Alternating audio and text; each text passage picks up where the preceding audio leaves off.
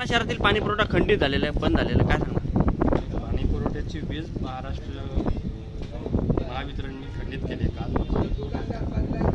चालू देयकापैकी फेब्रुवारीच्या पाणी म्हणजे आज आपण बघतो आज 2 तासामध्ये विद्युत देयक भरतो.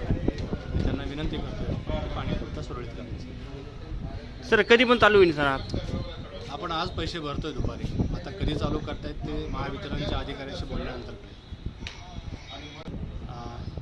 आणि आपला जो टंचाईच्या काळातला थकीत काही देयक शिल्लक होतं तर तेही पैसे शासनाकडून आलेले आहेत.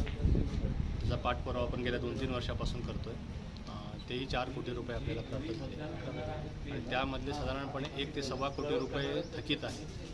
आणि हे दोन्ही पैसे आपण द्यायचा प्रयत्न करतो आहे. पण आत्ता फेब्रुवारीचं देयक देतो आणि जे थकीत आहे 19चं 18-19च्या टंचाई काळामधलं तर ते देयक GR निघाला आहे. पैसे आपल्या अकाउंटला क्रेडिट व्हायचं बाकी आहे. ते क्रेडिट झाल्यानंतर आपण तेही पैसे 2-4 दिवसामध्ये वर्ग करा.